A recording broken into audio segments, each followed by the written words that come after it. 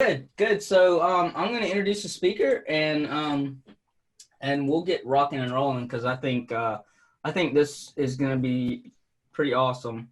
Um, and Alex knows what she's talking about. So Alex works at Uncommon, and that's a firm here in Greenville, South Carolina. And correct me if I'm wrong, Alex, but you've been using Elementor for how long? Uh, Probably like year and a half or 2 years now. Yeah. And cool. And are you a designer or a developer? Or I'm a both? developer, but I have a strong background in graphic design as well. Oh, okay, cool. Well, I'm gonna shut up and I'm just gonna let you introduce yourself because you know more about yourself than I know. So go for it. Hi, everyone. It's so good to see people from all over the world. That's really, really cool. We've never seen that before in our meetup, so that's awesome. My name is Alexandra Van Hastren. I go by Alex. And I'm from Greenville, South Carolina, born and raised. I went to Winthrop University and studied web development and interactive media. I graduated about 4 years ago now, and I've been at Uncommon ever since. As kind of the startup developer for the website of the company. So I've been there from the beginning, just taking it all in, learning as much as I can. And then Kaya is also a web developer at our agency, and we just fell in love with Elementor and how easy it is to use. And we've been using it ever since. So that's a little bit about me. Let me start my presentation here. So today we're going to look into the power of motion effects. I don't know how many of you have actually used motion effects within Elementor on your sites, but they're pretty cool. They give your website so much more interactive ability. It really draws the user in as opposed to just basic CSS animation, and I've really enjoyed playing with it and finding new ways to use it in the sites that I've been creating for Uncommon here in Greenville. So I mentioned a few of these things. I've been, as I said when Clifton introduced me, I started in design, and so that's where my foundation really lies, but then I went into development. So development I've been doing for about 4.5 years, probably from the start of my internships until now. So I've really been learning a lot. And this is just my cute pup, Sophie. I wanted to introduce her. We can't see You your can't see it? No. Okay, hold on.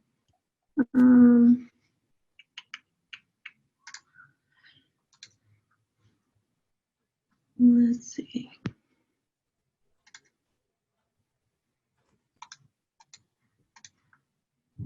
There we go. You see it? Now I see myself. Yep. I got you. Okay. I'm gonna mute myself.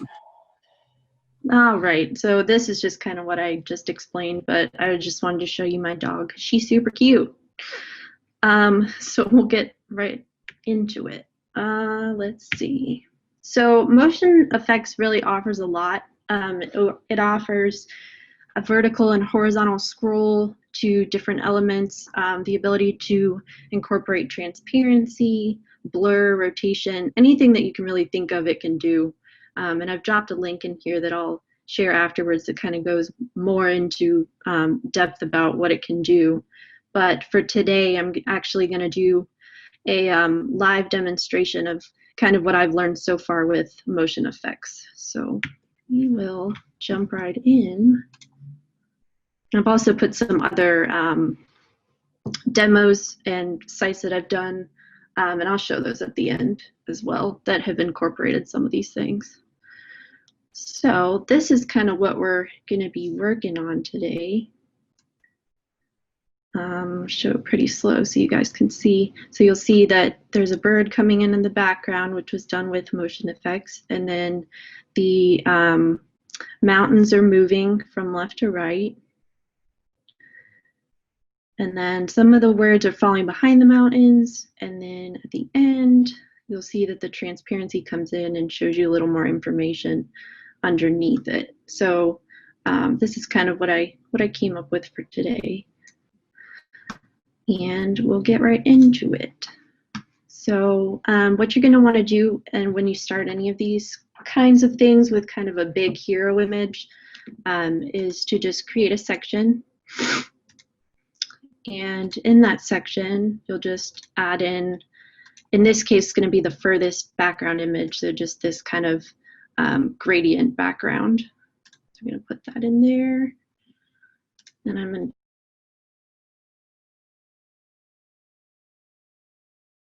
just going to center it. The colors are going to show as you kind of scroll down the screen, which will be kind of cool. Cover. And then over here, I'll make it full width. Take out any gaps so that when the images do come in, it'll be flush with both sides of the screen. And then we'll do fit to screen. So when you scroll down, you'll see that because it's fixed, it'll show that there's a little bit of gradation there that's going to show as the mountains move. And then we'll drop in a couple different things. Let's see, adventures out there will be our title. We'll give that some styling here.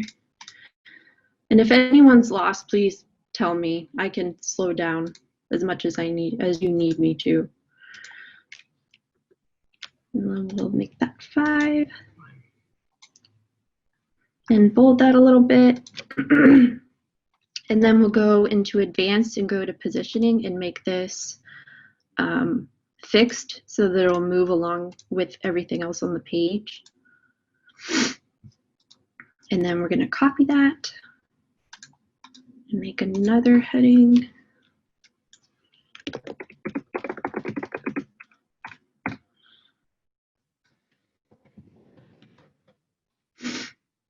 And it'll have those same styles within the positioning tab as well.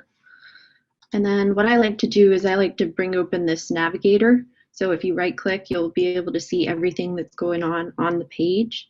So I'll click on this first heading and we're going to adjust the vertical orientation of like where it's going to fall on the page so that it'll be in the middle.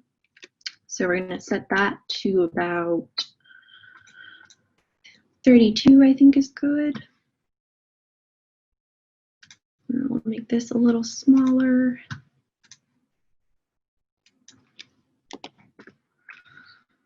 And do the same thing with this one so that it centers. So go back into positioning and we'll make this one about some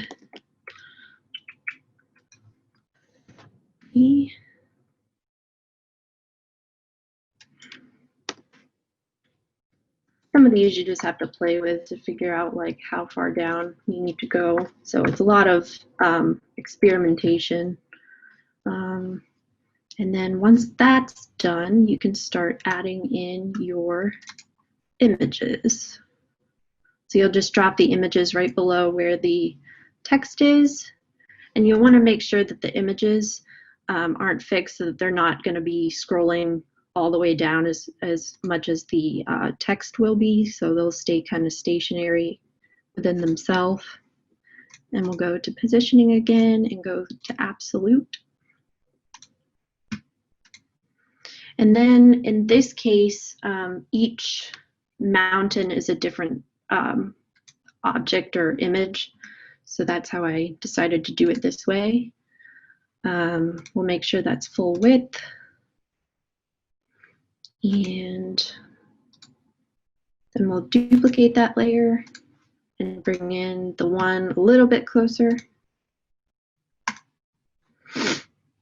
And you'll notice that sometimes they get a little bit overlapped. So if you want to bring them down a little bit, you can with the same offset here under positioning. And let's see, about 5 will work. And you can also bring the one above it down.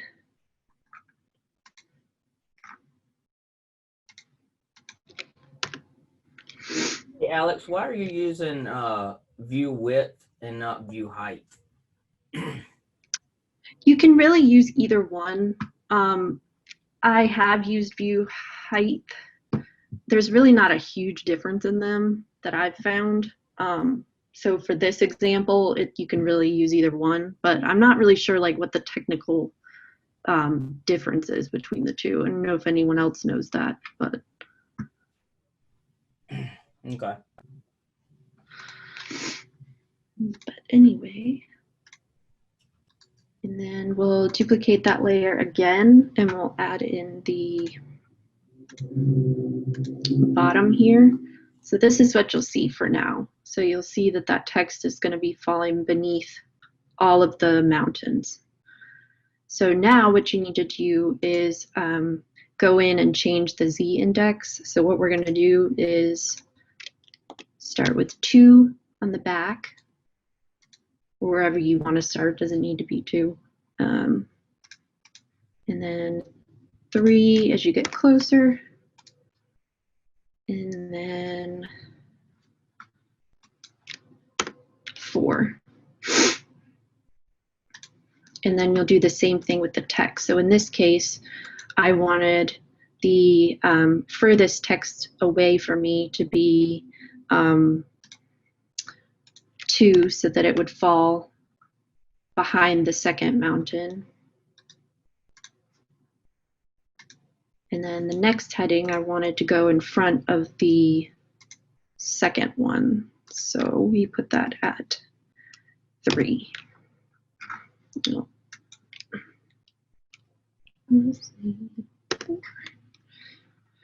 So now you'll see that it goes in front of the second one and then back down. And then we'll go into motion effects on these mountains here. So the really cool thing about motion effects, especially on this kind of design, is that you can use the horizontal scroll. And when you do that, you can choose to the right or to the left, and based on speed is how far it's going to go. So for this one, I think I'm just going to I'm going to have it go to the right, and you'll see when you scroll down that mountain moves to the right side of the page. And then for the second one, I'm going to do the opposite direction and go to the left. So when you scroll down now, you'll see that the words are falling behind and the mountains are moving. And then I'm just going to adjust. You'll see a little bit, if you don't have an image that goes fully across full width, when you put it in here, you'll see that it kind of starts to move over and you'll see the background. So what you can do to just fix that easily is to bring the bottom image up. So I just did a negative margin, and that will hide that. Hey Alex, do you have a live link that you can post in the chat? So because it's hard to see stuff moving because your screen's it's video, so the screen lags a little bit and you can't really see. Oh yeah. Can you Sure. post that in the chat so people can pull it up as you're doing it? Mm-hmm. Sure.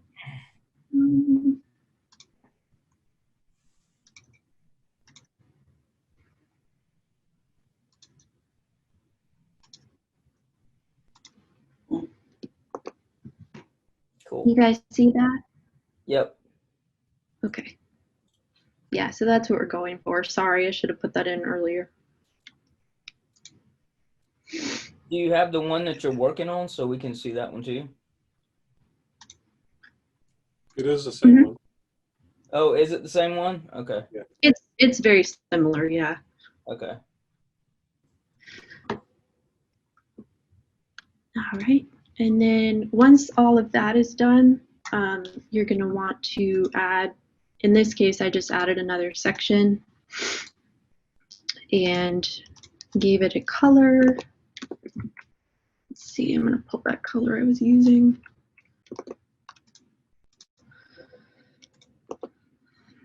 And you'll see that it starts to, when the text, as you scroll down the screen, it starts to show again. So what I'm going to do is just add a higher Z index here to hide that. And then that'll go away.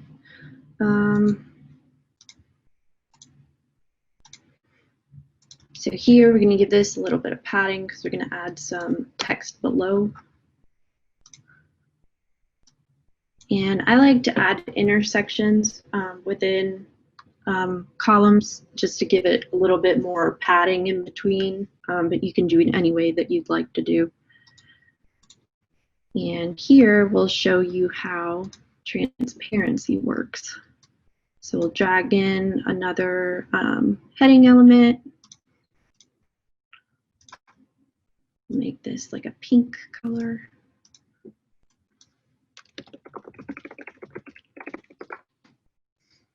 And bold it. And then you're going to go back into motion effects, to scrolling effects, and go into transparency. So this is pretty cool. And I just honestly just learned about this one. But if you want it to fade in, it will fade in at the level 10, which means that you're going to start at transparent and then fade into completely opaque, which is what I want here. But you can definitely do a fade out so that it's the opposite way if you'd like. And I'm going to add a vertical scroll here so that as it scrolls, it's going to show it. So we'll scroll down, and then it will stop wherever you tell it to stop. So if you want it to stop a little bit further up, you can just drag the top over.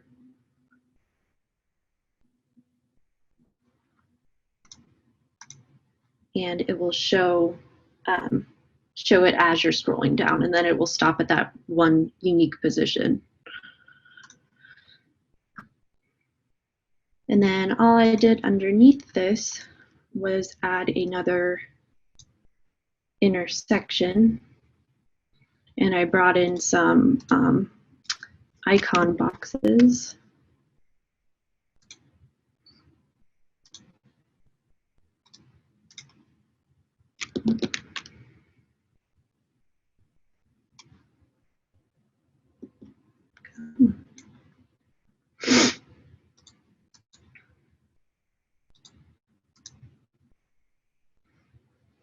And we're going to find that in the templates here.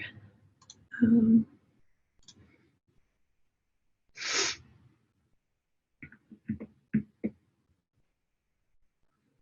this will be kind of the effect that you're looking for. So I don't even really need to do this again, but it will show you as you're scrolling, it will go from completely transparent to opaque. And then just gives you a little bit more of a nicer experience as you're getting that same kind of effect that you got at the top with the text fading into the background. And then the last thing I'm going to show is how I did this bird flying in up at the top. So what I did was I added an image of a bird here. So I'll take this out to show you.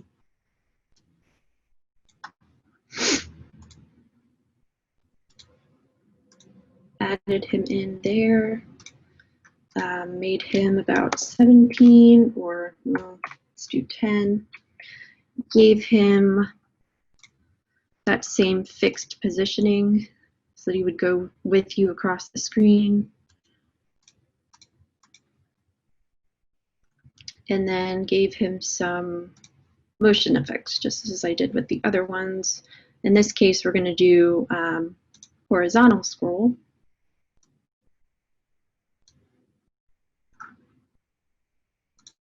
And to the right. Left. And then we'll also do that same transparency. Fade in. Scale up.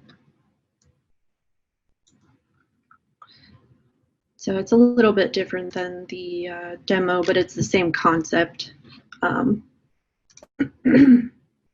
So as you're moving down the page, you'll see that the bird kind of follows you down.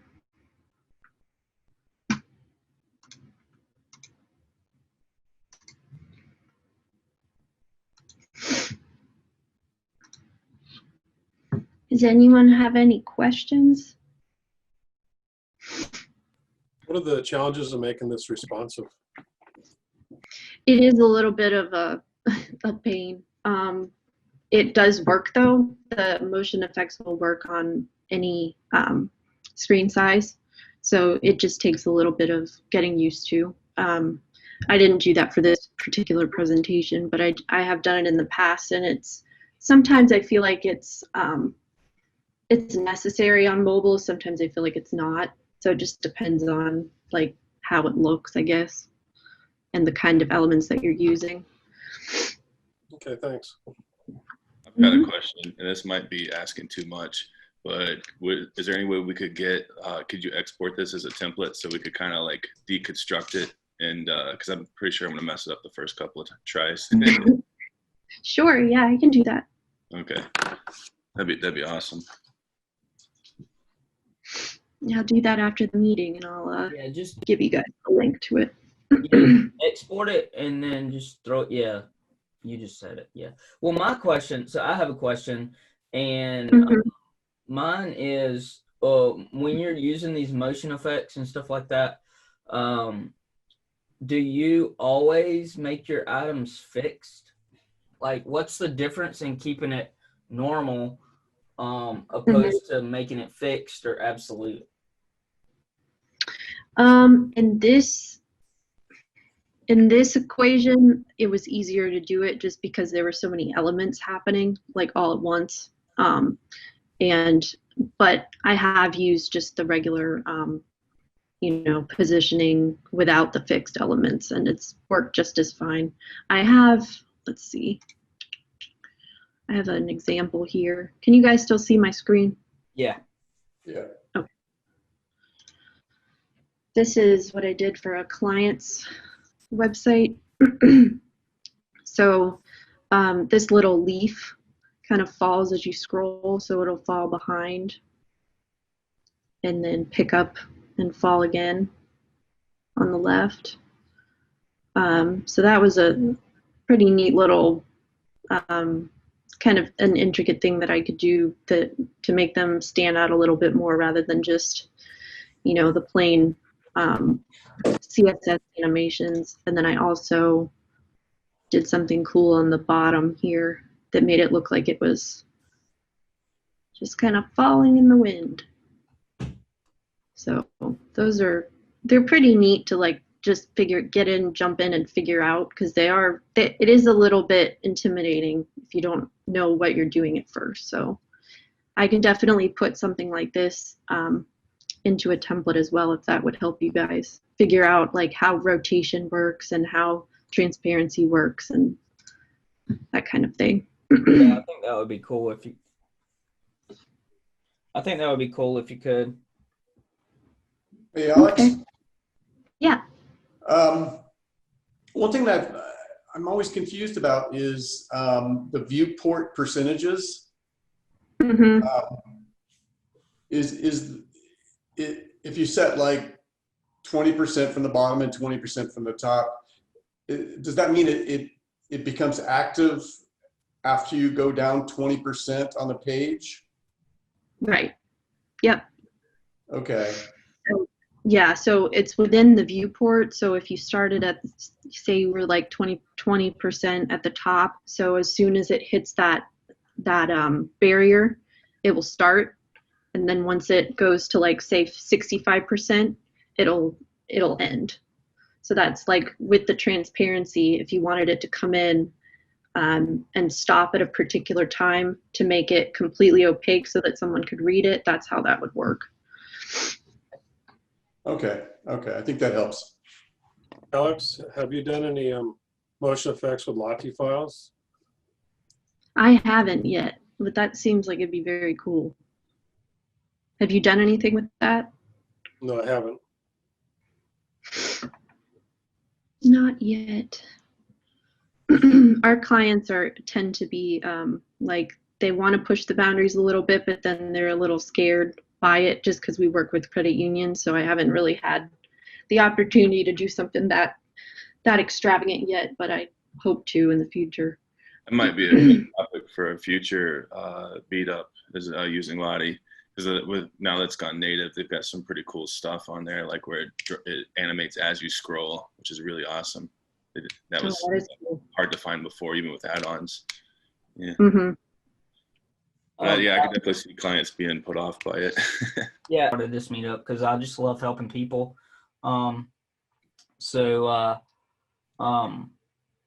yeah, that's pretty much all I have right now. And again, thank you, Alex. You did a great job. And I really appreciate you coming on here and doing this, because I really feel like that helps people a lot. So, but yeah, that's pretty much all I got, guys. And we're about at that time limit, about close to 1 o'clock. So thank you so much. And